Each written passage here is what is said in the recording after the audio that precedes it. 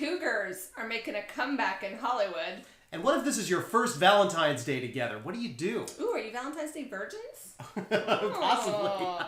And your live love advice. On today's episode of The Game Over Show.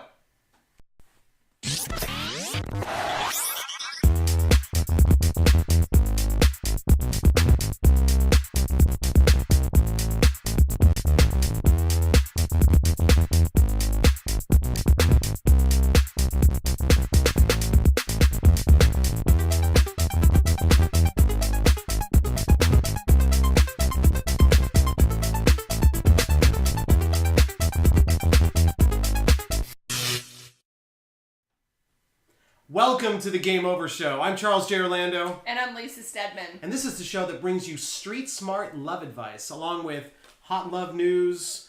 Love and tech. We dished on some crazy love and tech yesterday. That was Yikes! ridiculous. If you didn't see yesterday's show about bang with friends, boo. Go check it out on demand for sure. Oh my god. Yeah, watch the show, but boo to bang with friends. Come on, people. Get it together. But we're breaking some news on here today. Hey, we are. Let's go to what's hot.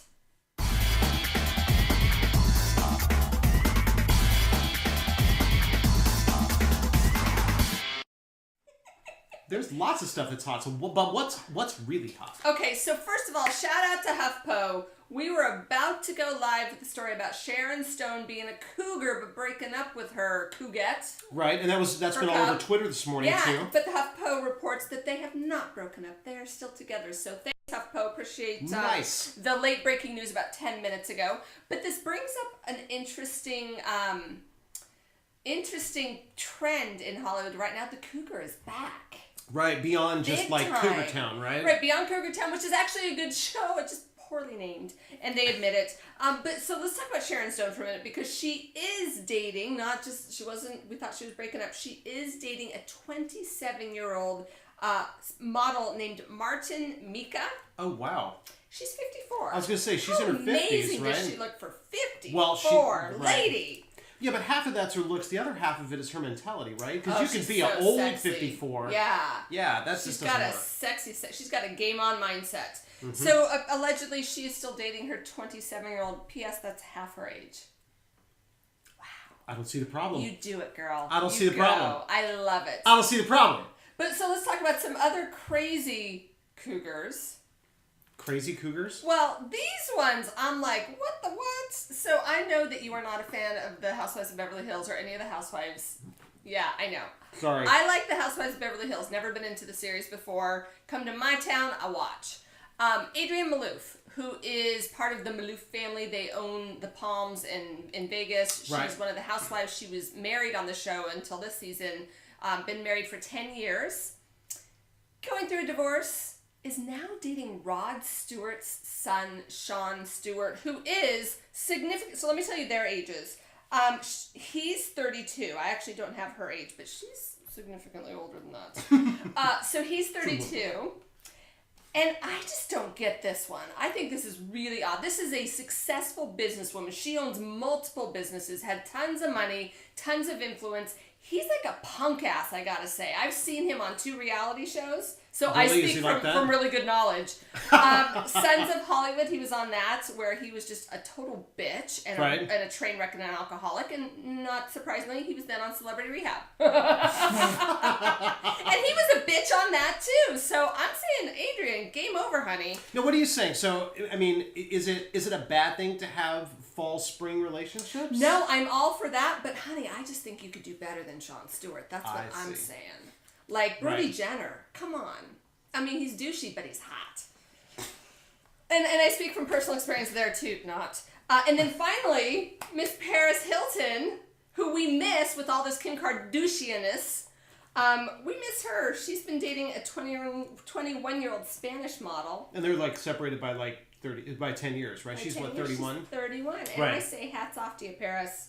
Come what back. do you do with a 21-year-old? I mean, how does she...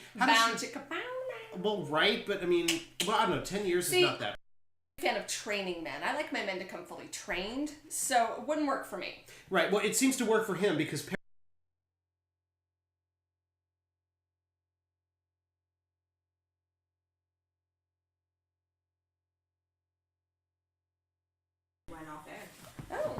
Hold that thought.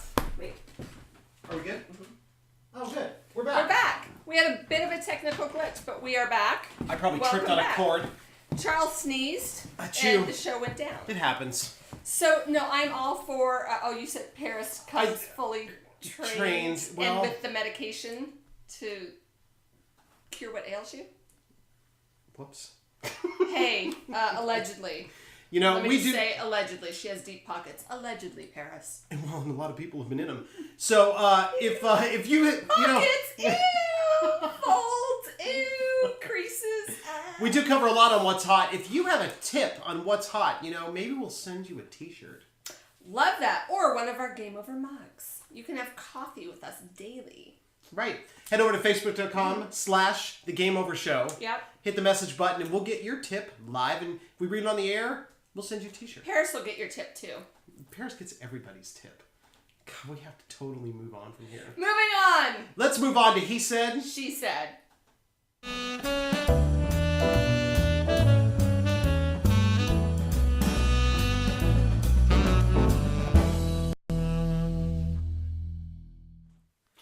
So today, it's our Valentine's Day week. We are still in Valentine's Prep Week, and if you want to know a lot about unique dates and how why you should boycott Valentine's Day, that was Monday's show. That's my personal favorite. Check it out on demand for sure. We've got a lot of great tips, and we're going to continue those today. So what if it's your first Valentine's Day together, right? Sigh.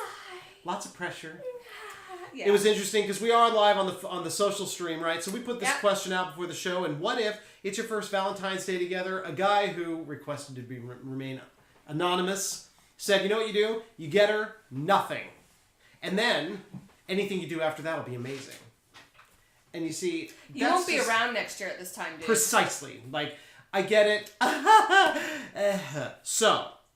That doesn't work out. Okay, so let me just say, as the person in the room who boycotts Valentine's Day, even I say game over to that dude. Well, right. I mean, because you're just anti the commercialism and all the bullshit with it. Yeah. I'm anti the pressure, the commercialism, and also the keeping up with the Jones thing that ladies tend to have in the workplace.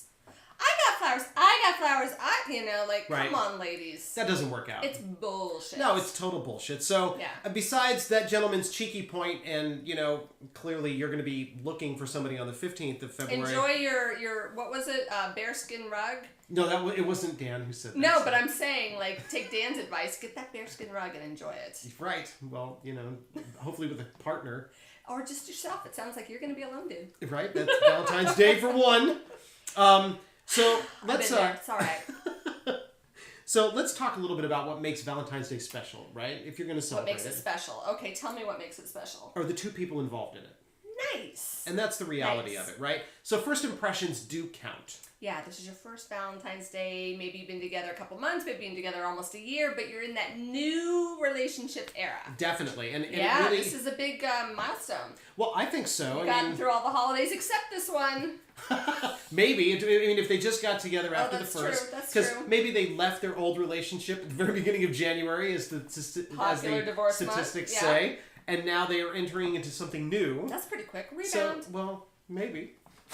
Anyway, first Valentine's Day together. First Valentine's Day together, it's really going to set the bar for romance in your relationship. For giving, right? And he's the romantic in the room, so school us. Well, school the gentlemen out there, as well as the ladies, because it's a give and take. So for this, I'd really be saying, do something memorable. So a couple days ago on the show, we talked about some unique dates, right? Yeah. And we had some fun ideas. Definitely go back and check that on demand. Definitely. Yeah. But you definitely want to make it something that they're going to remember.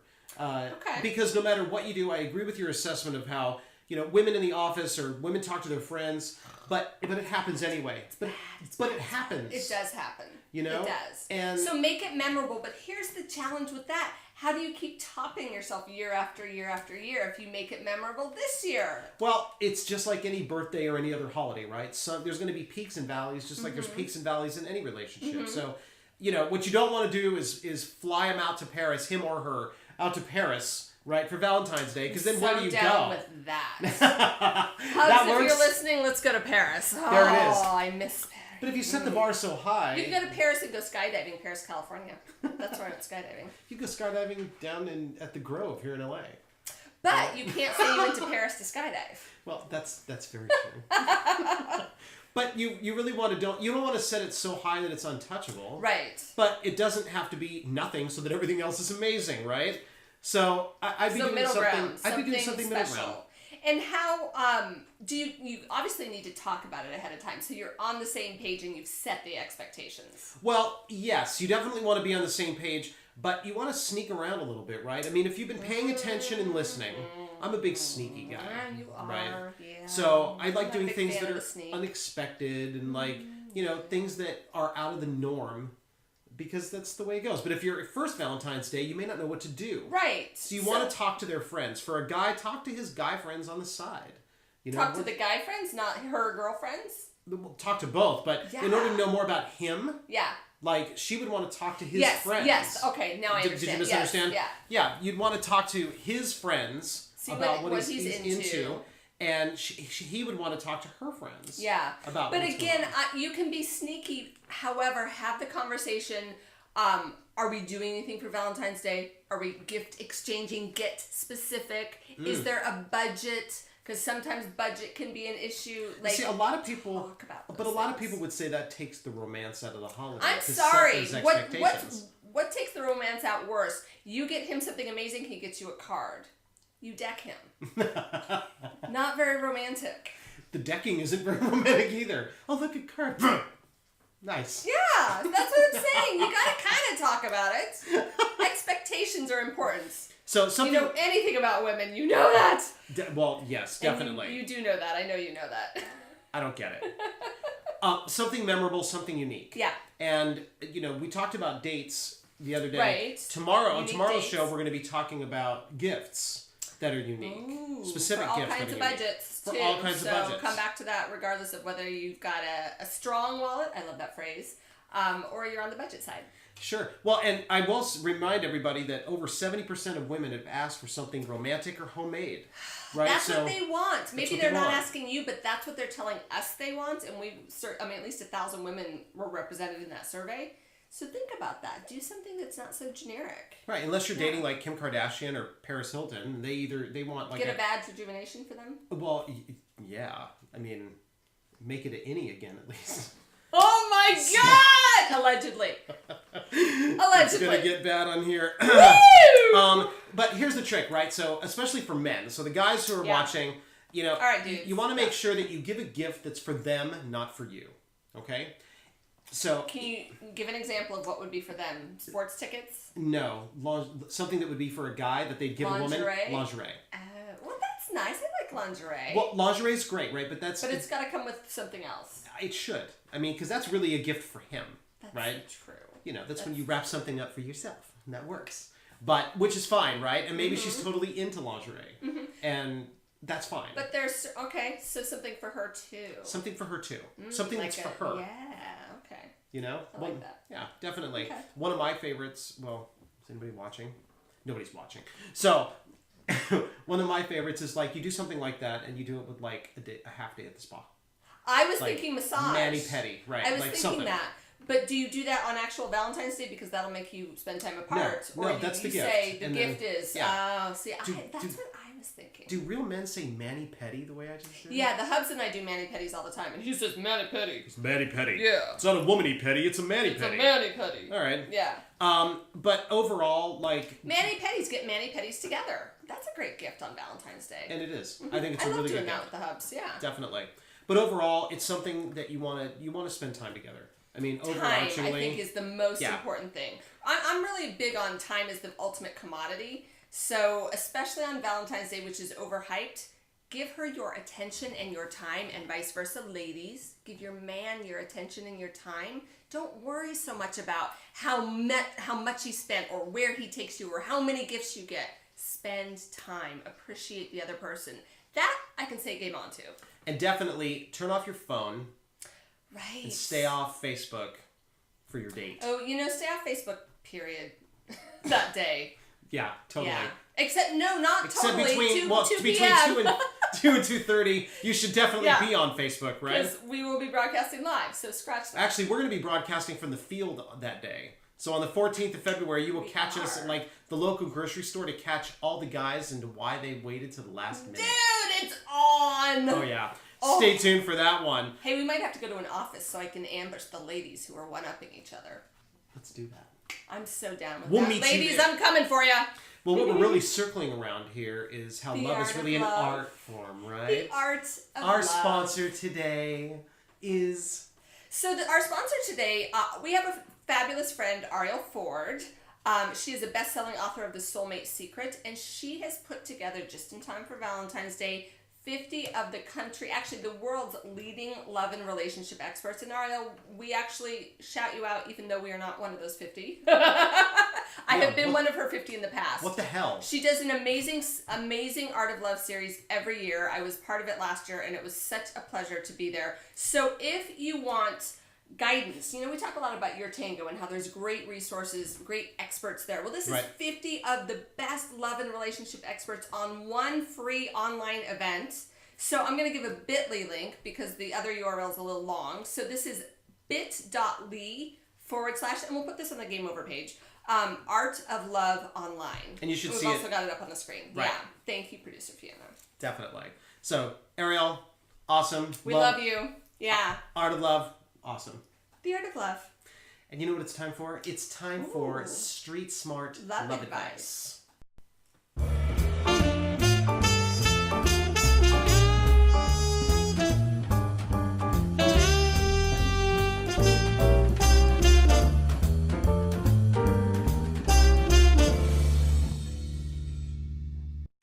Someday we're going to show you what happens in between the graphics, right? Stop touching me there. Every day on the Game Over Show, we answer your request for Street Smart Love Advice. We do. And it doesn't come necessarily, it comes with a bedside manner, but it doesn't come with cookies and milk and a bedtime story, okay? We're giving it to you straight. It's an interesting bedside manner. We give it to you straight. Little in your face. Because we said it. You heard me say it. Because we want you to make change, right? Yeah, we realized that if we cuddled you while we gave it to you, you might not make any changes in your life. And we want you to have good relationships. That's why everything on this show is street smart. So, this first one comes in from C. Hi, C. C says, I've been married for 5 years. Okay. Never really any good times with this guy.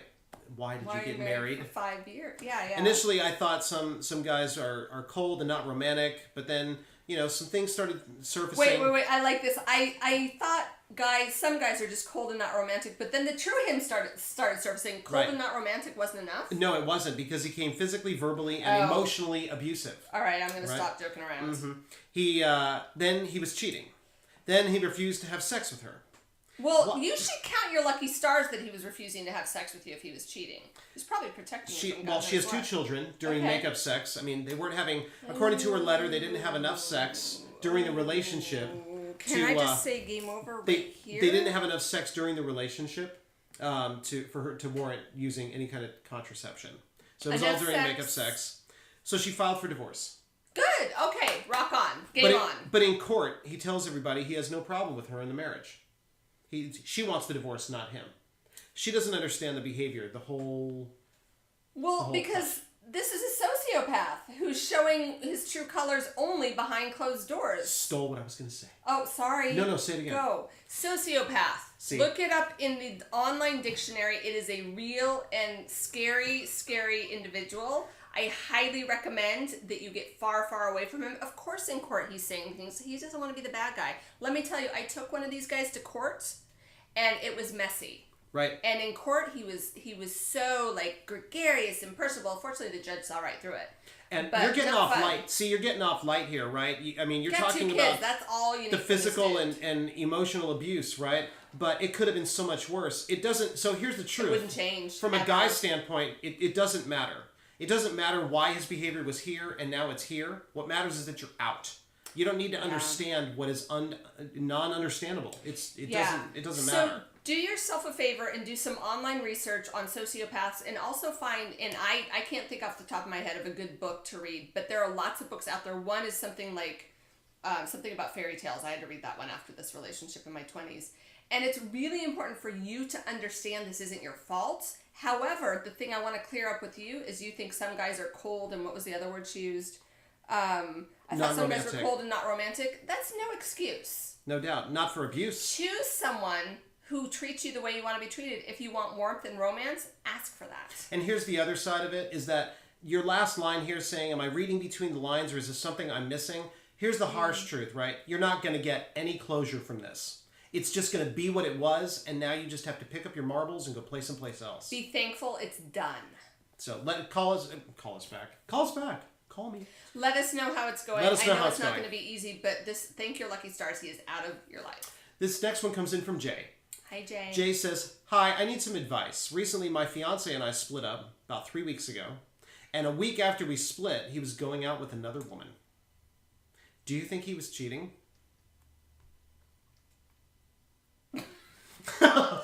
Street smart, short answer, yes. And if he wasn't, so let's play Quick devil's rebound. advocate. Shit. Well, game over on his shit all totally. around. If he's willing to be engaged to someone week 1, and on week 2 be with somebody completely different, you got out light. Thank God. Again, thank your lucky stars for being out of this relationship. Totally. Yeah. Game over. This is not anything that you did wrong. He's making whatever choices. It doesn't matter what happened between the two of you. What matters is that his feelings couldn't have been so strong with you because they ended up instantly transferred to somebody else. So I call game over. Bullshit. Yeah, so when a dude makes it that easy to move on, that's just who he is. It's not a sign of who you are. Right. Yeah. This next one comes in from a different C.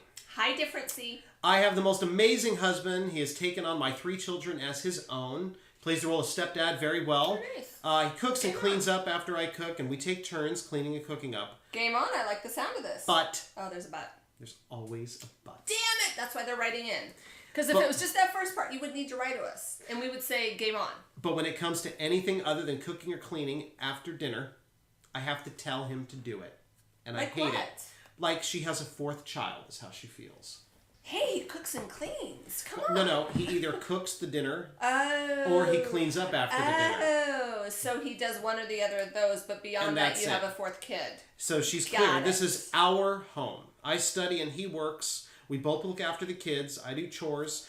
And we both do chores. I just hate telling him to do everything all the time. Makes me feel like I have a 4th child. Feels like I'm belittling him and treating him like a child. On the other hand, if he should just do it.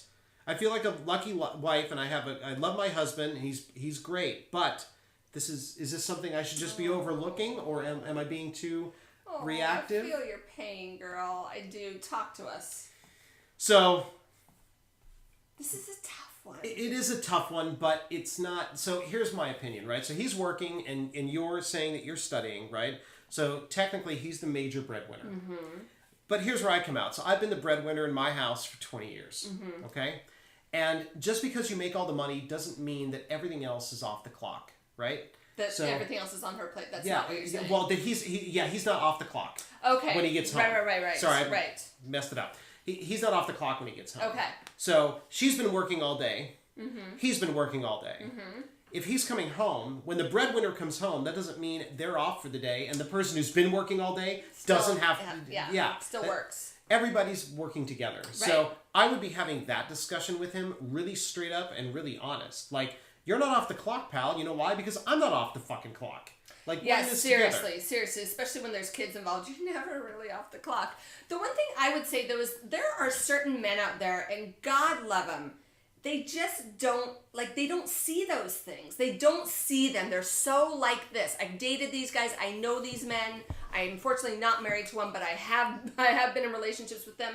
And it is like having another kid, and you do have to tell them, but find a way to find a solution to this. So is it that you put up a little chore list? Is it that you agree like what duties you each take care of in the evening? You've got to find a way, because again, some guys, if it's not right here, they're not going to see it. Well, I laughed initially when you said chore list for a grown person, but I'm going to take that back. But it's real. It's real. Well, there's nothing. I mean, you have a busy house. You have 3 kids. You have him and you have you. So what I would be doing is everybody take a piece, right? I mean, calendar that stuff in. Yeah. And we've done that at my house too, and it works. I had to do that in a relationship where the dude just was like this and just couldn't see the mess or see the other things, because it was like, I'm home, I'm zoning out, I'm doing my thing, and it was like, I can't every day be the one in charge of all these other things. Sure. So, well, it sounds like he's willing, right? I mean, if he's coming home from work and doing part of it, then definitely like have that discussion. And you need to know if he thinks that his job is done by being the breadwinner, because your job doesn't end. So Definitely. It's really not fair that his job ends at the end of the day. So you need to help him see that. Absolutely. Yeah. If you have a question, please write into us, facebook.com/thegameovershow. Click the message button and we'll get it here. If we read it live on the air, maybe we'll send you something. You never know. And we want to know what happens if we have read your advice on the air and given you some ideas of how to be street smart. We want to follow up from you. We love hearing back from you. That's part of this process. Tomorrow, the conclusion of our Valentine's Day preparedness week. Oh, thank God. Unique gifts for men and women. How do you make it? We've been talking all week about making it memorable, making it unique. Boycotting. So how do you do it? Right, we're boycotting or girl-cotting, as it were. So, how do you make it unique? We're going to talk about unique gifts tomorrow for all budgets. Join us tomorrow. Be good. Yeah. Until tomorrow, this has been the Game Over Show. I'm Charles J. Orlando. And I'm Lisa Stedman. We'll see you tomorrow. Bye.